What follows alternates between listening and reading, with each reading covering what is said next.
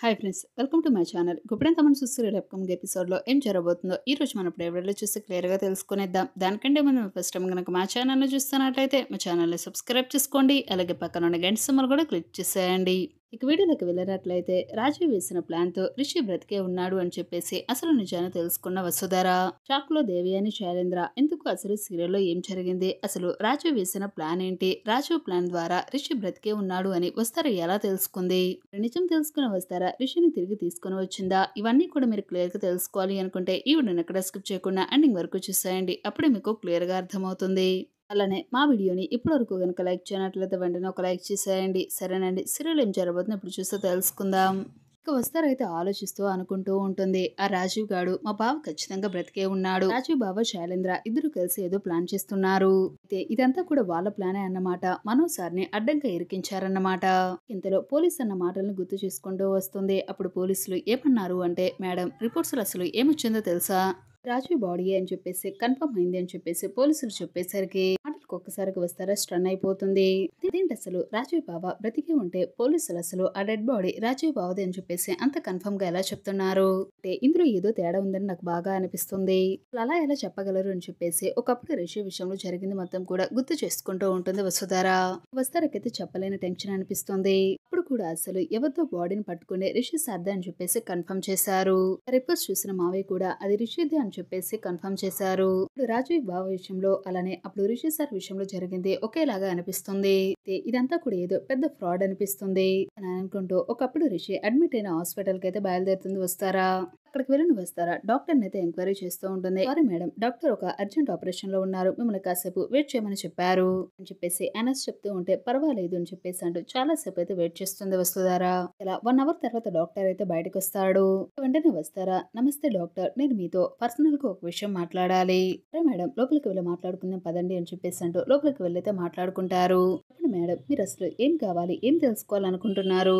Sir, ఒక 4 నెలల క్రితం రిషి సార్ చనిపోయారు అని చెప్పేసి ఈ హాస్పిటల్ నుంచి సర్టిఫికేట్ వచ్చింది. అయితే అది నిజమా కాదా అని చెప్పేసి అంటూ వస్తారు అడుగుతూ ఉంటే, మేడం అలా మాట్లాడుతున్నారు, మా డాక్టర్స్ తప్పు అని చెప్పేసి అంటున్నారా, హాస్పిటల్ ఎప్పుడూ కూడా అలా జరగలేదు. చూడండి సార్, మీ హాస్పిటల్ ఇలా జరుగుతుందని చెప్పేసి నేను అనలేదు, కాకపోతే నాకు ఒక డౌట్ వచ్చింది, మీతో పర్సనల్ గా ఒక విషయం గురించి మాట్లాడాలి అని చెప్పేసి ఇక్కడికి వచ్చాను అని చెప్పేసి వస్తారంటే, సరే మేడం దేని గురించి, ఒక వ్యక్తి బ్రతికే ఉన్నప్పుడు తన బ్లడ్ శాంపిల్స్ తో తను బ్రతికే ఉన్నాడు అని చెప్పేసి ఎలా కన్ఫర్మ్ చేస్తారు సార్, సాధ్యమవుతుంది మేడం, అది కరెక్ట్ కాదు, తను బ్రతికే ఉన్నప్పుడు చనిపోయాడు అని చెప్పేసి ఎలా సర్టిఫికేట్ ఇస్తారు. అవును సార్ ఇచ్చారు, అందుకే నేను అడుగుతున్నాను.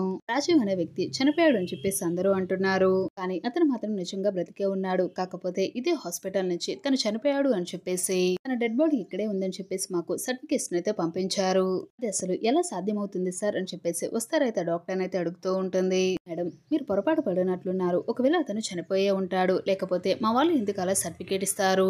లేదు సార్, ఎందుకంటే ఆ వ్యక్తి బ్రతికే ఉన్నాడు, నేను చూస్తాను, నా కల్లారా నాకు తెలుసు అని చెప్పేసి అంటుంది వస్తారా. వెంటనే డాక్టర్ కి చెమటలు పట్టేస్తూ ఉంటాయి, ఏం చేయాలో అర్థం కాదు. చెప్పండి సార్, అతను బ్రతికే ఉన్నాడు, కాకపోతే చనిపోయాడు అని చెప్పేసి మీరు ఎలా సర్టిఫికేట్ ఇవ్వగలరు చెప్పేసి వస్తారా చాలా గట్టిగా అడగడంతో ఇక డాక్టర్ అయితే తడబడుతూ చాలా టెన్షన్ పడిపోతూ ఉంటాడు. సరే అయితే మీరు ఏమి చెప్పాల్సిన అవసరం లేదు, కాకపోతే నాకు ఒక విషయాన్ని క్లారిటీగా చెప్పండి. 4 నెలల క్రితం రిషి సార్ ఈ హాస్పిటల్లోనే అడ్మిట్ అయ్యారు, ఆయన చనిపోయారు అని చెప్పేసి మీరు అసలు ఏం టెస్ట్ చేసి రిజల్ట్స్ నాకు పంపించారు. అదేంటి మేడం అలా అంటున్నారు, బ్లడ్ టెస్ట్ చేసాం కదా అని చెప్పేసి డాక్టర్ చెప్పడంతో, రిషి సార్ అసలు మీరు బ్లడ్ తీసి టెస్ట్ చేశారా, లేకపోతే ఆ మరకలను చూసి టెస్ట్ చేశారా, ఈ మేడం ఏంటి గుచ్చి గుచ్చి ఇలా అడుగుతున్నారని చెప్పేసి ఆ డాక్టర్ అయితే చాలా కంగారు పడిపోతూ ఉంటాడు. చెప్పండి సార్ అని చెప్పేసి వస్తారా చాలా గట్టిగా అడగడంతో, చూడండి మీరు ఇప్పుడు గనక నిజం చెప్పకపోతే మీ మీద కేసు పెట్టాల్సి వస్తుంది, మీ హాస్పిటల్ ను కూడా క్లోజ్ చేయించాల్సి వస్తుంది అని చెప్పేసి వస్తారా చాలా గట్టిగా వార్నింగ్ ఇస్తుంది. మాటలకి డాక్టర్ అయితే చాలా కంగారు పడిపోతాడు. చెప్తాను మేడం, మీరు అంత పొరపాటుగా అంత నిర్ణయాన్ని తీసుకోవద్దు, నిజానికి అసలు ఆ రోజు ఎవరో తెలియని గుర్తు తెలియని ఒక డెడ్ బాడీని తీసుకొని వచ్చారు. ఇందులో ఒక అతను అయితే మాస్క్ లోకి అక్కడికి వచ్చాడు, తనది బ్లడ్ తీసి టెస్ట్ చేయకూడదు, కాకపోతే పైన ఉన్న రక్త మరకల ద్వారానే మీరు టెస్ట్ చేయాలి. వ్యక్తి అలా బెదిరించడంతో మేము ఆ విధంగా చేయాల్సి వచ్చింది. పైన బ్లడ్ మరకలను టెస్ట్ చేసి మహేంద్ర సార్ బ్లడ్ ని కూడా టెస్ట్ చేసి ఇక ఆయన కొడుకే రిషి సార్ అని చెప్పేసి మేము కన్ఫర్మ్ చేయాల్సిన పరిస్థితి వచ్చింది. అంతే తప్ప మేము ఆ బాడీ నుంచి బ్లడ్ తీసి టెస్ట్ చేయలేదు, విషయం మీరు మాత్రం ఎవరికి చెప్పవద్దు మేడం అని చెప్పేసి ఆ డాక్టర్ అసలు నిజాన్ని చెప్పేసరికి వస్తారు ఒక్కసారిగా షాక్ అయిపోతుంది. చెప్పాలనేంత కోపం అనిపిస్తుంది. మీరు నిజంగానే బాడీ నుంచి బ్లడ్ శాంపుల్ తీసుకుని టెస్ట్ చేయలేదు, ఎవరో బెదిరించడం ద్వారానే ఇలా చేశారు అంటే ఆ రోజు రిషి సార్ బాడీ కాదది, అంటే రిషి సార్ నిజంగానే బ్రతికే ఉంటారు కదా అని చెప్పేసి వస్తారు. చాలా ఎక్సైట్మెంట్ గా డాక్టర్ తో అయితే మాట్లాడుతూ ఉంటుంది. అక్కడున్న బాడీ రిషి సార్ది కాదు కాబట్టి రిషి సార్ బ్రతికే ఉన్నారు కదా మేడం. మాటలకి చెప్పాలనంత హ్యాపీ అనిపిస్తుంది వస్తారాకైతే. అవును రిషి సార్ నా మనసు చెప్పినట్టుగానే ఖచ్చితంగా బ్రతికే ఉన్నారు. ఈ రోజు ఈ రిపోర్ట్స్ రాంగ్ అయినాయి కాబట్టి ఆ రోజు ఖచ్చితంగా ఆ రిపోర్ట్స్ రాంగే. ఒకప్పుడు రిషి సార్ విషయంలో ఇదే జరిగింది కాబట్టి ఇప్పుడు రాజీవ్ విషయంలో కూడా అదే జరిగింది కాబట్టి ఇప్పుడు రిషి సార్ ఖచ్చితంగా బ్రతికే ఉంటారు. అసలు ఇప్పుడు రిషి సార్ ఎక్కడున్నారు, అసలు ఎందుకు ఇప్పటి వరకు రాలేదు, డాక్టర్ ని బెదిరించింది ఎవరు అని చెప్పేసి వస్తారా ఆలోచిస్తూ ఇందులో డాక్టర్ అనేది అడుగుతుంది. చూడండి డాక్టర్, ఒకసారి మీరు బాగా ఆలోచించండి. మాస్క్ లో వచ్చిన వ్యక్తి, మిమ్మల్ని బెదిరించిన వ్యక్తి ఎవరు, ఒకసారి మీరు గుర్తు చేసుకోండి అని చెప్పేసి వస్తారా. చాలా ఎక్సైట్మెంట్ గా డాక్టర్ ని అడుగుతూ ఉంటే ఇక్కడ ఆ డాక్టర్ అయితే ఆలోచిస్తూ ఉంటాడు. సారీ మేడం, చాలా రోజులు అయిపోయింది కదా, నాకు సరిగ్గా గుర్తులేదు. కాకపోతే కొంచెం చాలా ఎత్తుగా చాలా బలంగా ఉన్నాడు మేడం అని చెప్పేసి ఆ మాటలకి వస్తారైతే ఆలోచిస్తూ ఉంటుంది. వెంటనే డాక్టర్ అయితే చూడండి మేడం, ఇప్పుడు జరిగిన ఈ సంఘటనలన్నీ కూడా ఈ విషయాన్ని బయటికి రానివ్వకండి. ఇక నుంచి నన్ను నా హాస్పిటల్ ని మీరే కాపాడాలి మేడం. చూడండి డాక్టర్, అడగంగానే మీరు నిజం చెప్పి నాకు ఇంత హెల్ప్ చేశారు కాబట్టి ఈ విషయాన్ని నేను ఎవరికీ తెలియనివ్వను. చాలా థ్యాంక్స్, రుణపడి ఉంటానని చెప్పేసి అంటూ వస్తారైతే బయటకు వచ్చేస్తుంది. వస్తారైతే రిషి గురించి ఆలోచిస్తూ ఉంటే చాలా హ్యాపీ అనిపిస్తుంది.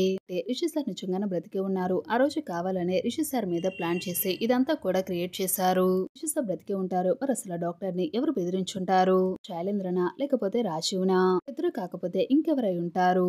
ఇది ఏమైతేనే నా రిషి సార్ బ్రతికే ఉన్నారని నాకు తెలిసింది కాబట్టి ఎలాగైనా సరే ఈ 3 నెలల్లో ఇచ్చిన టైం కంప్లీట్ అయ్యే లోపల నేను రిషి సార్ ని తిరిగి తీసుకుని వెళ్ళాలి. ఎలాగైనా సరే తీసుకుని వెళ్తాను అని చెప్పేసి అంటూ రిషి కోసం వెతకడానికి అయితే బయలుదేరుతుంది వస్తారా.